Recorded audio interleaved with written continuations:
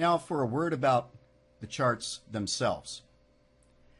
Whenever you're radiographing teeth on a dog or a cat, if you are taking exposures on the cheek teeth, the teeth on the side of the animal's mouth, the wire should always be facing the front of the mouth. Normally it will be. It's the normal way to do it. Whenever you're shooting the upper maxillary, the wire will be coming straight out the front of the animal's mouth, which in this case will be down. Whenever you're shooting mandibular front teeth, the wire should be coming out the front of the animal's mouth, which again in this case will be going up. So on the cheek teeth on this side, the wire will be going this way, from my left to right. When shooting the animal's left cheek teeth, the wire, if shown on this chart, would be going from right to left. Now here's the reason I mention this. I'm back to the patient and I'm into the main screen, and when I drop down the tool menu and go to Chart Designer, that is the significance of these arrows. The first chart to come up is vet full mouth. Notice this is the wireframe example of the chart we were just actually looking at. And as you notice, this arrow points to the attachment of the wire to the sensor, essentially. That means the wire is coming in this way and the sensor is here, and the wire is off to our right. This being the animal's right side, that points the wire towards the front of the mouth. Now, the reason I mentioned all of this, I'm going to close this just now, and by the way, in the chart designer, we'll go right back for a second, you can make new charts and you can orient them any way you want, but you always want the arrows pointing in and towards the center of the chart, essentially. That will give you the correct orientation on the teeth when you actually do the radiograph. So if we open up this example here and go to Demo Patient D, where we already have some sample radiographs, if you were standing with the animal lying on its left side and you were standing at the table and the animal's nose was over here to your right, you would be looking at the animal's upper right and lower right mandibular and maxillar cheek teeth. And if you went to the back where you have molar 1 here, and on the animal's right hand side, the upper fourth premolar that you see here, the distal root, the 2 mesial roots, and the premolar in front of that, the wire is going out the front of the animal's mouth to your right. You bring in the x-ray machine and you take that radiograph and you picked this position for that radiograph to fall on. This is exactly what you would get. If you then move the sensor forward, you would get this, which is a line of sight. These are the mesial or rostral roots of this premolar, and this is the distal root. Moving forward, you have the animal's upper right canine, the premolars leading up to it.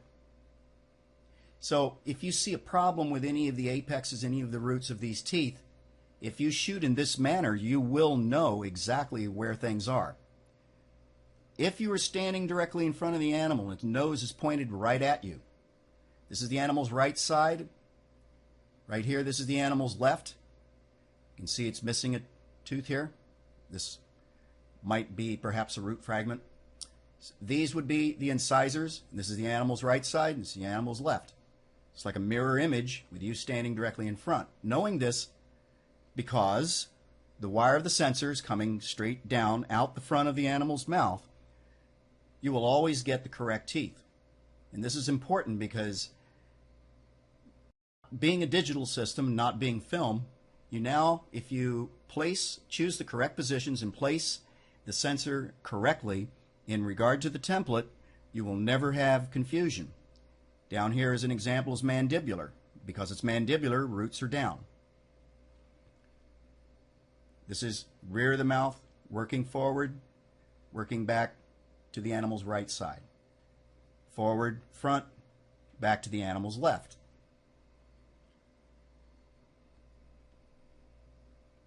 Of course, here you have all of the patient information, and in the database, all of the radiographs and other images, they can be intraoral camera images, will all be shown here, and you can search, go by various search criteria, and do quite a bit of things. You can search by x-ray type, class, tooth number, so forth and so on. You can select certain teeth this way, go to compose print, and choose either portrait or landscape. That would be the paper you're going to print on. In this case, we choose portrait, and there's the three I selected, and I can now send them to my inkjet printer.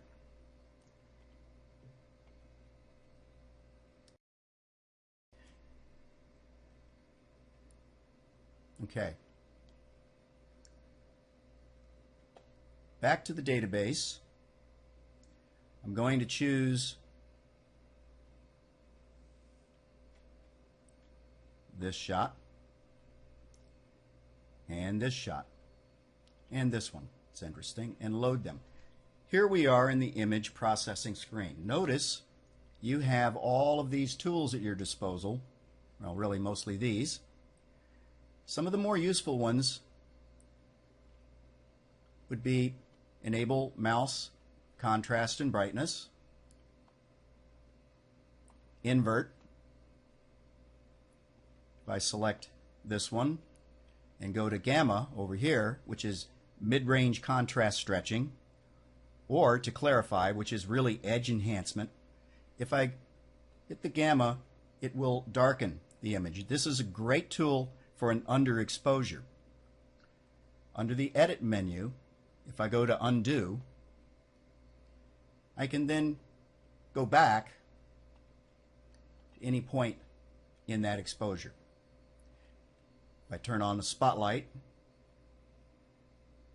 I get basically a temporary auto contrast. It works very nicely. There's a few other tools. It's good to just experiment. Another very important feature, however, is original image. By pressing that, it asks if I want to save this image I modified. I'm going to say no, and it brings me back to the original image. Hitting this key will close all the images. I'm going to save none of the changes. And here I am back in the database from where I started. And I'm going to choose these images and load them. If you want